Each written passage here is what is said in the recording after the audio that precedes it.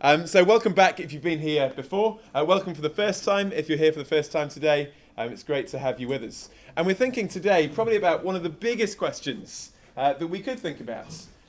As I've said before, I travel a lot around universities in different parts of Europe. And sometimes you find that there are specific questions that are unique to certain areas, to certain universities. But this question is probably one that comes up everywhere I go. And I guess it's because suffering is not just a philosophical problem for some people, it's a global problem that affects all people. You only need to turn on the TV news, listen to the radio, or read what's going on in the world on any given day to see that we live in a world that's filled with suffering. And our problem is not that we overestimate the problem of suffering, but often maybe we underestimate it because we can't even begin to take on board the kind of suffering that we see in the world around us. It's an absolutely massive problem. But it's not just a global problem, it's also a personal problem that can affect us individually as well. Because suffering is not just out there, is it? For many of you, suffering may be something that you're thinking about in a really personal way. Why have things happened to you or to people close to you? And if that is not the case today, and if it is just a philosophical issue, please forgive me for speaking personally and on this issue, because I think actually for many people it is, and it will be for you as well at some point. Because sadly, suffering is something that all of us have to deal with in our life. And when we think about this issue of suffering, and when we try and come to terms with it, it forces us to ask questions, doesn't it? When suffering affects us personally. I remember the phone call I got from a friend of mine a few years ago, telling me that his son had been killed. I remember the email I got just a few weeks ago from a good friend of mine in Serbia, telling me that his 9-year-old daughter had got a brain tumour. And when you hear news like that, it makes you ask questions. And whoever you are, whether you're Christian, whether you have a different religious belief, whether you say you have no religious beliefs, we all have to live in a world where there's suffering and respond to it somehow. And some people respond to suffering by saying God cannot exist. There cannot be a God. Now I can understand why people might say that, but at the same time I want to ask the question, does that actually get rid of the problem? Does it get rid of the problem, or does it raise a different problem? So you listen to what Richard Dawkins says about this. He says the universe we observe has precisely the properties we'd expect. If there is at the bottom no design, no purpose, no evil and no good, nothing but blind, pitiless indifference. DNA neither knows nor cares. DNA just is, and we dance to its music. Or listen to Friedrich Nietzsche, who said, there is no reason to whatever happens, no love in the things that happen to you, no place of ease is open to your hearts. See, what they're saying is, that's just the way the world is. This is just the world we live in, and we shouldn't expect it to be any better. Suffering just is. But I wonder whether we can consistently live that way when we see suffering and feel it personally to us. Are we content to say, this is just the way the world is? Or is there something in us that asks questions like, should it be different? Is there something wrong? Is this world the way it should be? I think those questions remain, don't they? And so I want to say, getting rid of God doesn't necessarily get rid of the problem, but raises a different question. But of course, believing in God remains, or leaves us with, still many questions, doesn't it? And so let's look at 3 of them very briefly before we give you an opportunity to ask questions. Firstly, why is there evil and suffering in the world? Why is there evil and suffering? Before I went to university, I took a gap year. I didn't go and chunder in the jungles of South America, but I did go and work in this place, W.H. Smith's, in Leicester, my hometown, and not quite as exotic. But there I was working in W.H. Smith's, and I had to work on the customer service desk for several months after Christmas, which is a very bad time to work on the customer service desk in retail, because that's the time when all the irate parents are coming back with broken Christmas presents, wanting their money back. And I had to make a decision. My manager said I had to decide, when this thing comes back, you have to decide, is it a manufacturing fault that's to blame, or is it the misuse of the owner that's the problem? A manufacturing fault or the misuse of the owner? And actually that would be a really good question to ask about our world, wouldn't it? When we look at the brokenness of our world, or maybe even our lives, is it because our world was made badly, or has it become broken? Who's to blame? And actually, the answer the Bible gives is the latter. It says that God made a world that's good, a world without suffering, pain, disease or death, a good world. And it says that God created people to enjoy that world, to enjoy him, and to enjoy each other. And then he gave them a choice. He said, you can live in that world my way, or you can live in it your own way. Now, of course, at this point, we're thinking, why would God give people that kind of choice? Why would God give them that choice if they could use that choice and turn away from him? Well, the answer I give is this, that choice and love go together, don't they? Imagine, for instance, I happen to meet a beautiful girl, and we go out on a few dates, and then I decide that it's time to propose. So we go out one starlit night on a walk, I don't know, somewhere down in Bath, maybe. And we're walking along, and I get down on one knee, and I say to her, I say, you will marry me. Now, I know that's not normally how it's done, but I figure it's just the same words put in a different order, so it doesn't really make any difference, does it? You will marry me. And then I say, and when you marry me, quite presumptuously, I want you to know that on Mondays, you're going to cook me steak. On Tuesdays, it will be curry. On Wednesdays, it will be pizza. On Thursdays, you can do the washing. On Fridays, it will be the ironing. And on Saturdays, you can have a day off if you've done it well. You can understand why I'm still single at the age of 32 if that is my attitude towards relationships, can't you? Because that's not how relationships work. Now, of course, people in relationships will do things for each other, but they do them out of free choice, not simply out of obligation. So choice and love go together. So with God. In creating a world where love was possible, God created a world where people could freely choose not to. And the tragedy of human history is that people have taken that freedom and often used it to turn away from God, but also away from each other. And rather than loving, to do the opposite. You see, we often point the finger at God when it comes to the problems of our worlds. But actually, an honest reflection says that humanity can be responsible for a great deal of it.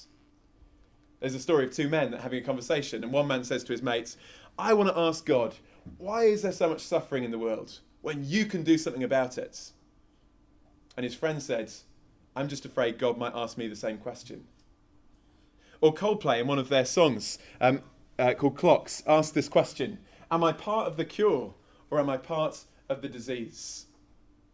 It's a good question, isn't it?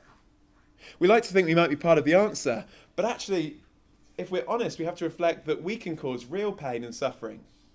We might not be terrorists or murderers, but I've caused great pain to those around me by my selfishness and actions on many occasions. Now you might say, well, that's fair enough, but there's clearly lots of suffering in the world that is not caused by people. How do we account for and give an answer for something like that typhoon in the Philippines and the thousands that were killed, or a tsunami? And of course it would be wrong to try and identify human beings as being the cause of that. And sometimes certain Christians have tried to blame it on the sins of certain nations, and that would be a mistake. The Bible does say that what happened is that when humanity turned away from God, there was a brokenness that affected not just us in our relationships with each other, but somehow the very fabric of the world. Exactly what that looks like and what form that took, we don't know. But it's a bit like a virus that gets into a computer and affects the whole working of a computer, so much so that nothing works the way it should. There is a brokenness to the very physical world in which we live. Now you might be saying, well, this is pretty bad news, isn't it? I mean, I come along Thursday lunchtime for a free lunch, and this is a bit depressing.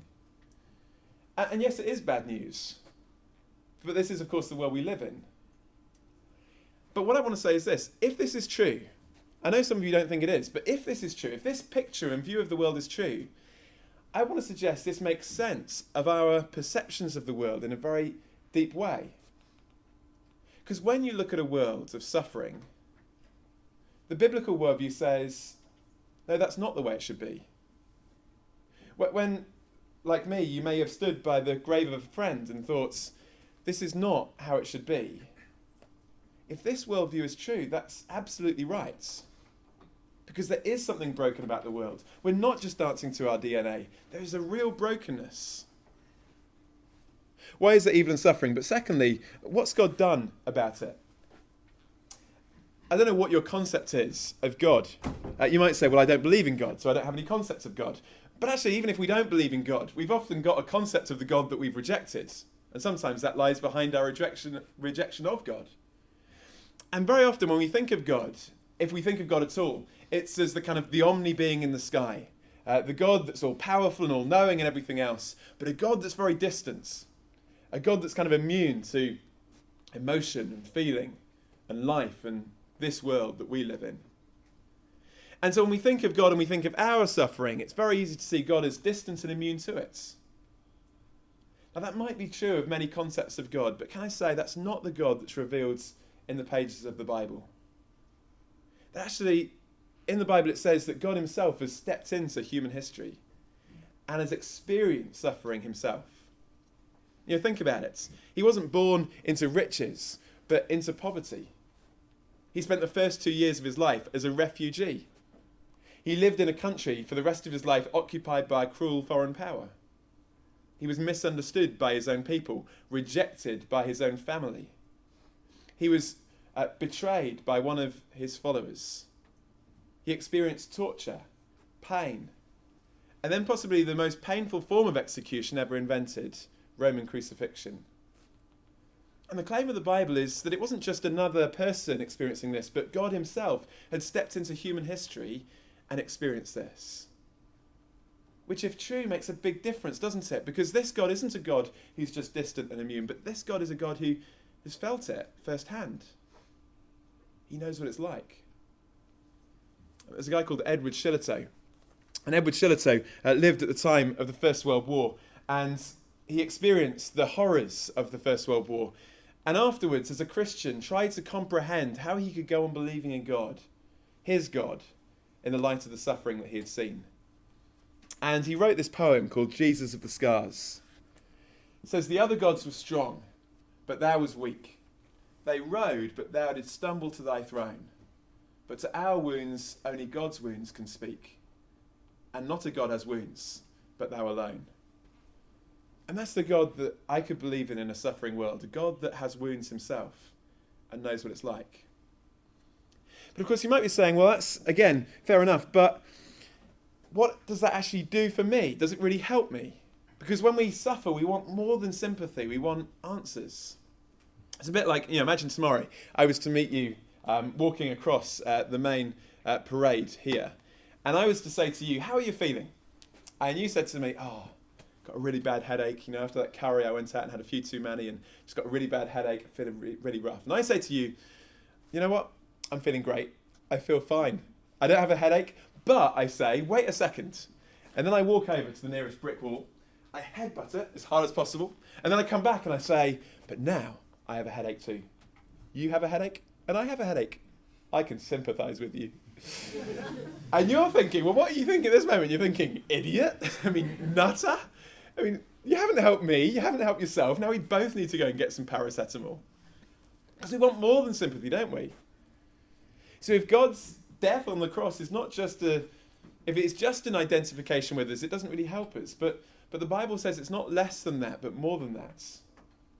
That actually God was experiencing this suffering, but he was also taking upon himself the ultimate consequences of all of our wrong and all of the world's wrong. That he was facing that ultimate separation from his own Father so that we could face ultimately reconciliation with the God that we've often rejected. And a hope that will last through life and into eternity. See, he wasn't just suffering to say he knows what it's like, but so much more. He was doing something about it.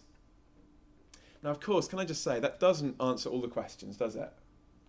You may have questions about suffering that remain unanswered. And I have to say, I certainly do. Why did my friend have to die? Why has my friend's daughter, Sarah, got a brain tumour? Why did one of my friends get raped on the way home from a party? And I haven't got the answers to those questions, okay? But what I have discovered is this, that in the cross of Jesus, even though I don't know what the answers always are, I know what the answers aren't. And that is, if there is a God who loved me enough to die for me?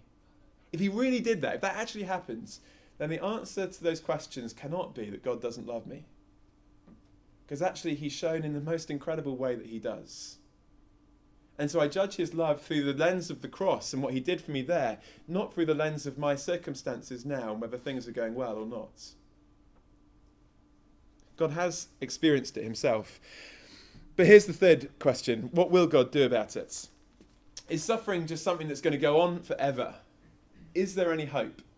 I don't know if you like the singer John Mayer, but he's got a song called Waiting for the World to Change. It's a great song, and it asks that question, is the world ever going to change? You know, we have all these people that lead us to hope that it will, but actually cynically maybe we think it won't. This is just the way it's always going to be. But actually again, the biblical worldview says, yes it will. There is hope for this world. Not a kind of airy-fairy hope, you know, one day I'm going to go and sit on a cloud, wear a nightie and play a harp for all eternity. You know, what kind of hope is that? Maybe at best a consolation prize. But the Bible says that because Jesus not only died, but rose again, an incredibly big claim that we're going to think about tomorrow night, the resurrection. Because of that, there is real hope, not just spiritual hope, but physical hope too, for these bodies and for this world. That actually God is not going to destroy this world, but renew it and transform it. And that hope is a real one for those who suffer, because it means that this is not all there is. And at death, that's not just the end. And it's not simply that God's going to kind of rewind the clock and put it back to the way it once was. The biblical hope is that somehow it's going to be even better than it once was. I don't know if you like the stories, the films, or the books, The Lord of the Rings, but I do. And my favourite moments, I think, in all three films in the trilogy comes in The Two Towers. And it's that moment here where Frodo and Sam are talking to each other, and it seems utterly bleak, doesn't it? There seems to be no hope. Everything seems to have gone wrong. And then Frodo and Sam start talking, and Frodo, my favourite character in the films, turns to Sam and he says this. He says, it's like in the old stories, Mr. Frodo, the ones that really mattered. Full of darkness and death they were, and sometimes you didn't want to know the end. How could the end be happy? How could the world go back to the way it was after so much bad had happened? But in the end, it's only a passing thing, this shadow. Even darkness will pass, and the sun will shine again. And when it does, it will shine out all the clearer. Those are the stories that stay with you, Mr. Frodo, even though you're too young to understand why. I love that. You can tell I love it. I memorised it. But I love it because I think something of Tolkien's Christian faith comes through in it. Not simply that there is a day when the sun will shine again, but one day it will shine out the clearer, the brighter. One day, ultimately, the Bible says that all of our experiences of pain and suffering could be transformed to make that experience of that wonderful hope even greater if we've put our trust in him. And that even now, in the midst of suffering, somehow, if we can trust God, we can trust him that through bad things, even through bad things, he could work somehow for good. I told you about my friends. This is him, Slajan, and this is Sarah. And if you just, excuse me being personal for a moment, but I just wanted to share this because the issue of suffering is not just a philosophical one, it's a personal one. Sarah's got a brain tumour. She's been having treatments. They don't know yet whether it will be successful. But I got an email a while back from Slajan, and he just wrote to me explaining what was going on. He's a Christian. They're a lovely family. And he said this. He said, our battle with cancer has only just started. We believe that God could end it today, but we trust that he knows all our days and our future. We know that sometimes sufferings which seem so painful to us bring a purpose which is so much higher and more wonderful. How did God see his own son's pain and death? Could he have saved him from the cross and death? Who can listen to a child's cry and not respond to it, or watch his own child's death, being able to stop it and still not do it? It is because God knew that precisely this death would bring blessings to mankind through the millennia. He goes on, we pray every day that God would give us strength to trust him, even though we're sometimes overwhelmed by the feeling of helplessness and a desire for an instant solution. We'll do everything that we can to provide the best care possible for Sarah, but we know that it is in God's authority and in his hands. And then he finishes by saying this. Today is Sarah's 9th birthday. We rejoice that God gave Sarah to have her through all these years and that she's with us. Sarah brought a bracelet to her mother on which it was engraved that every day is a gift from God. This is true both for her and for me and for all of us. If there are a few more days ahead of us to live, it is a gift from God. And if not, again, it is all from him. Now, I wanted to share that because I just wanted to say, this isn't a game, is it? This isn't just a philosophical experiment. This is life. And the hope that Jesus gives can give real hope to friends like mine called Slajan. And it could give real hope to you. And the reason why we put on this week is not simply to have a philosophical debate. Not that we don't believe that Christianity stands up philosophically or logically. We do. But we want to say it does far, far more than that. It makes a real difference to real life. The kind of lives that we're going to be living. So I don't know what you think about this. Maybe you're saying, well, look, I still think this is rubbish. Maybe you're saying this just sounds too good to be true. It's a pipe dream. It'd be worth checking, wouldn't it, whether it is true before you say it's too good to be true. Because actually I happen to think it's so good because it is true. So take away those uncovered books on your tables and have a read for yourself. And check out these extraordinary claims. Or if you're saying, actually, I think it might be, I hope it would be, and if it is, what would I do about it? You know, this hope is available to each one of us. Jesus says, I've done this for you, and you can know it too. At the end, when people are leaving, if you want to find out more about how you can find that hope for yourself, I've got a little booklet called Yes, for those who are wanting to say yes or thinking about that, to this invitation and this offer that Jesus brings. I'd love to give you one of them. But what we'll do is we'll have time for questions. And whilst we're just getting the questions ready, and that comes up, can I just say two things? Firstly, do have a look at the bookstall. There's a number of books. There's this one called What Kind of God that I wrote that addresses this question of suffering and 9 other big questions. You can have that for £1 if you're not part of the CU. It's more expensive if you are. Don't worry. Sorry. If you were thinking, how much does the CU get it for? It's more expensive for them. And then this little booklet called How Can God Allow Suffering? So if £1 is too much, that's 20p. Okay. And then also on your tables, there are some feedback forms. We'd love you just to take time now during the Q&A to fill those out. Leave us your comments, what you thought of today, whether or not you've been before, whether or not you're part of CU. Just pick up the pencil now. Leave us your comments. And then if you're intrigued by what you've heard but not convinced, then why don't you tick that little box that says, tell me more. And we'll let you know about something that's going to happen next week where you can kind of come along and investigate, ask questions. There's no commitment to have to come. It's just expressing that you'd be interested in finding out more. And if you're saying, actually, I'm really seriously interested, I think I'd love to actually get started with this and to know this for myself, then tick that little box that says, count me in. And we'll let you know again about something else that's going to be happening off the back of this week that you might find really helpful. Okay? If you tick the boxes, leave your details. If you don't, that's fine. Just leave comments anonymously. But if you tick the boxes, leave your details. And then at the end, as we head out, there'll be someone with a box and they'll collect them in from you. Okay? But we've got time for questions. So we'll do as we did yesterday. If we want, we'll kind of alternate between text and floor. So we'll start with text one and then go for the floor.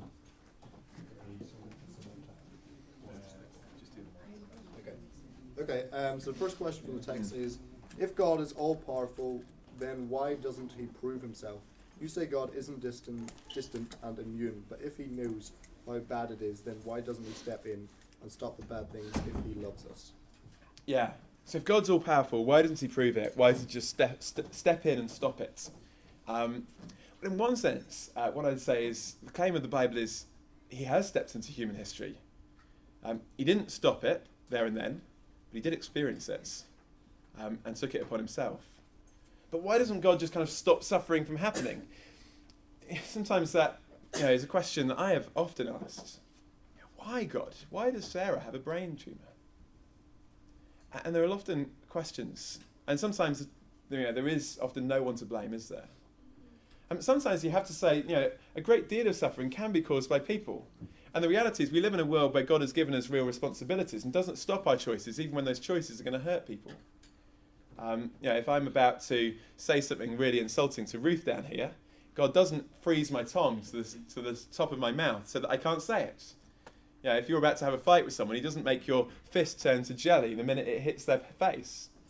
We live in a world where we make responsible choices, and God allows us to do that.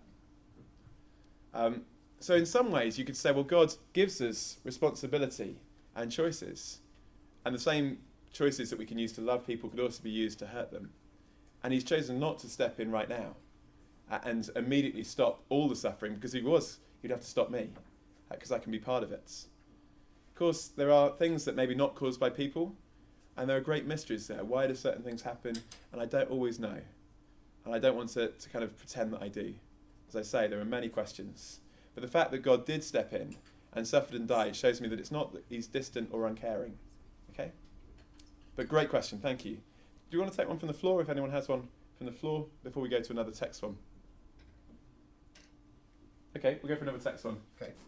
Next one then is, how can Christianity justify advocating such behaviour as misogyny, patriarchy, slavery, conquest and violence to audiences not capable of creating judgments of their own, such as children? The Bible, God, portrays these sufferings as not just necessary, but actually in good faith. How is this applicable in our modern society? Yeah. Okay, big question. I'm guessing the question may be stemming from people's attitude towards the Old Testament and what God did, or what God's people did in the Old Testament, and certain events there. I'm guessing that might be that you're kind of thinking, what have Christians done through history? Firstly, I think what I'd say is just because the Bible describes something doesn't mean it always prescribes something. I think that's a mistake people can often make. Here's something horrible going on in the Bible. That means that God approves of it. And not always, okay? Sometimes God describes, that things are described in the Bible that aren't prescribed by God. But clearly there are things in the Bible, aren't there? Particularly you may have in mind the conquest of the Promised Land by the Israelites. Things like that, where we say, what is God doing here? He's commanding people to go and kill and cause suffering to others. Now, there's not a simple kind of easy catchphrase answer to that issue. I do try and cover it in my book on an issue, a whole chapter on religious violence and why would God allow violence. So if you want a fuller answer, then do check that out. There's a few things I think worth bearing in mind. One is that what we see in the Bible is not so much genocide, but judgments. God specifically commanding his people to judge certain people, but not others. It's very definite. And the kind of peoples that are being judged here are not always, what we'd think are, kind of nice, peaceful, kind of neighbourly countries, but people who worship gods like Molech, a god of child sacrifice, people who regularly killed their own children in worship of people like this. So it's a very serious thing. And God's saying, actually, for these things, there will be judgments. So it's not genocide, it's judgments. It's not instant, it's patience. So actually on many occasions, God waits for a long, long time, warning people, saying, if you don't turn back to me, there will be a judgment to come. Also, it's not inevitable, but it's also avoidable. So God often warns people, and sometimes people do turn from the way they were living to him, as in the case of the people of Nineveh in the story of Jonah. And they don't face the judgments that was going to come because of their evil practices. And it's also not favouritism, but it's general. What I mean by that is, it's not that God was saying, the Israelites are my favourite people, and I'm going to spare them that. Actually, when God's people turn away from him and cause evil and suffering, they too face judgment for what they've done. So the Bible says that God is a God who will exercise judgments. Actually, that's a good thing ultimately, because it means he cares about evil. And he doesn't just blindly stand by, but he also patiently holds out the opportunity for people to turn back to him and receive his forgiveness too. Now, that may not fully answer the question, I'm aware. It's a slight kind of tangent from this issue, but if you want to look in the book and look at a bit more of an explanation on that, then please do. Thank you. Okay? But grab that. Anyone else want to ask questions from the floor before we go to another? Yeah. If going to God or being a Christian is about improving our actions, why is Christianity not a works-based religion? Sorry, if going to... If going to God or becoming a Christian is about improving our actions, Okay. improving how we treat one another, Why is Christianity not a works-based religion? Okay, why is it kind of based on what God has done rather than what we've done? Yeah, brilliant question. Thank you. So it would kind of seem to think, wouldn't it? If we are accepted by God not based on how we live, our goodness, but on what God has done in Jesus, how does that improve your life? Surely you just live as you want. In fact, doesn't it give you an excuse for causing suffering and things like that, knowing that God will accept you? It's a great question. I think it's a really good question because it shows the radical difference that there is in the Christian message to other messages in other religions. It is a message about grace. But does that grace lead us to have an excuse to sin? Someone put it this way. They say in religion, we obey God in order that he might one day accept us. But in Christianity, we want to obey God because he already has. So the experience of forgiveness and grace is not a blanket or excuse to go on doing whatever I want, but actually it should be the motivation and the power to actually be transformed. And we can see that in other instances. Tonight we'll be thinking about forgiveness and the story of Les Miserables. And actually you see in that film how a demonstration of grace, undeserved forgiveness, actually is able to transform someone rather than hardening them. So actually forgiveness can transform people, I'd say actually in a more powerful way and in a far greater way than just hitting people with restrictions or laws can. But it's a brilliant question. Should we go to a text one again? And then, keeping an eye on the time, we've got 4 or 5 minutes yet. Okay. So, if God is all-knowing and all-powerful, as you say, he engineered the circumstances by which Adam introduced sin and all sin after that, including all sin committed by man. Therefore, all that man has ever done is a direct product of God's will. How then can you blame humanity for suffering? Okay. Yeah, good question. It kind of comes back to the first part of the question again, doesn't it? Saying, if God's created this world, he's created a world where people had the opportunity, the possibility to turn away from him. And what I was trying to say in that was, in doing that, it wasn't that God was wanting to set the world up and cause evil and suffering. But a world where love is possible, where people can freely love, is also a world where people can freely choose not to. Now, whether you take the Genesis story very, very literally or metaphorically of what God is doing with humanity, the point is this: God created people with a real choice, with real responsibility. Not automatically as robots, simply to do what he wants. Because you don't have relationships with a robot, do you? I don't know if you've ever seen the film, The Stepford Wives. These guys that think, women are just too much trouble, will invent these women that will just agree with us. And they're just like, yes dear, to everything you say. But the trouble is, it's not a real relationship, is it? Because they just agree. For a real relationship, there needs to be choice, responsibility. And so I'd say God doesn't create evil, but he certainly creates a world where evil is possible. But that's different from saying that God creates it or is responsible for it, or wants it to happen, or wills it to happen. I don't believe he does. And actually, I believe ultimately the great hope of the Christian message is one day he's going to bring about a world where that won't be there.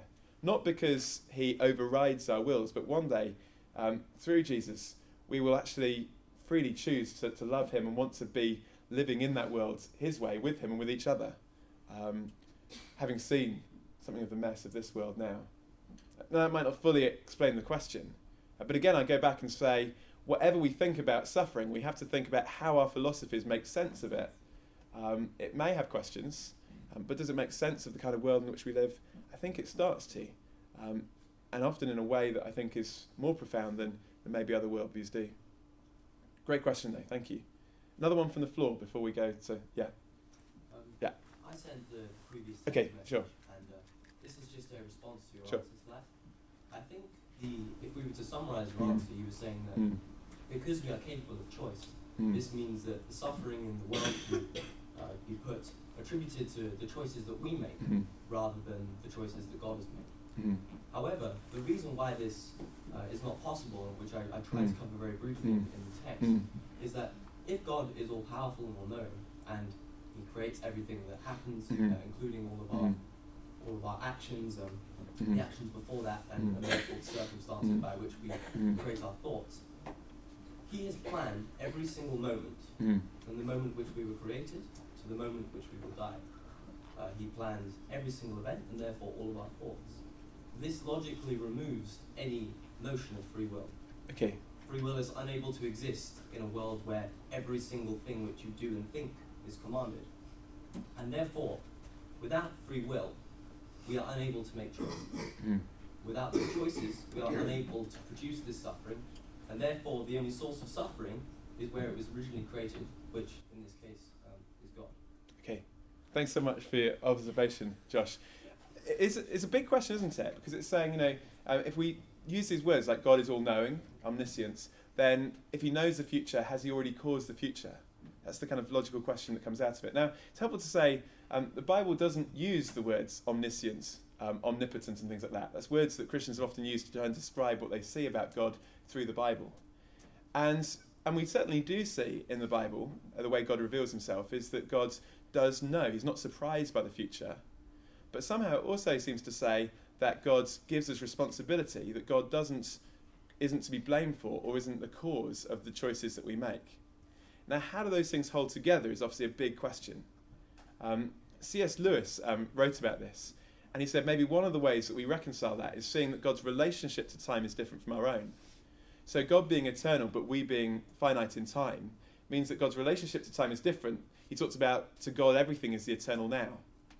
So actually, as we would find ourselves in time, with the past, the present, now, and the future, and our knowledge of those things being restricted to where we are, God's relationship to his difference. So actually, God could know things without having caused or predetermined those things to happen.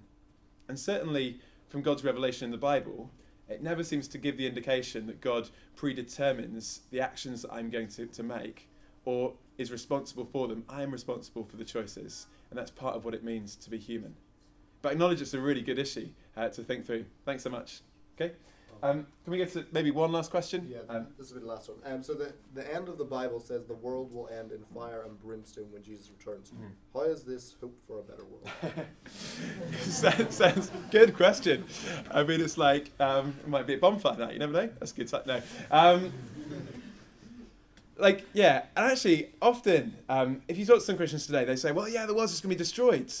And they've often used that to kind of say, well, we shouldn't bother looking after the environment, for instance, There was one guy in America who said in the government a few years back, who said, we shouldn't care for the environment, the second coming's at hand, it's all going to be destroyed anyway. But actually, if you start to read the Bible, and actually look at what the Bible says, it's very interesting. It's two passages that I'd really encourage you to look at. One is Romans chapter 8, and one is 2 Peter chapter 3. From 2 Peter chapter 3, people often get the idea that the world is just going to be destroyed by fire.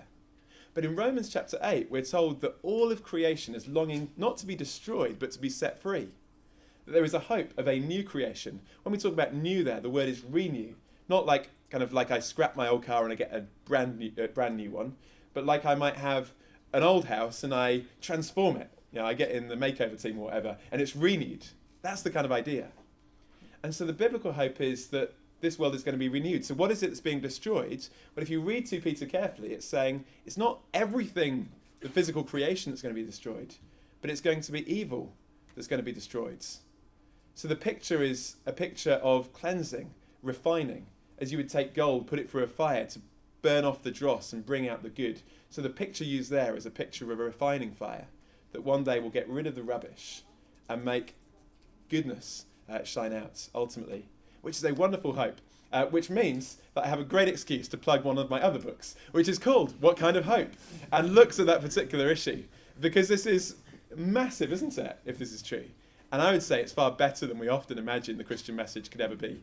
So do grab it. It's called What Kind of Hope? It's on the bookstall with all the other books. It's subsidised to £1 if you're our guest. So do grab that. Gareth is going to be on the bookstall. He's the one that's been writing down the questions from your texts. So come and see Gareth on the bookstall. There's other CU guests around. I'll just get them to wave wherever they are. These guys are brilliant at talking as well and answering your questions. So do come and chat to them as well. They'd love to talk to you. And so come and chat to them as well. I'll hand back for a couple of notices.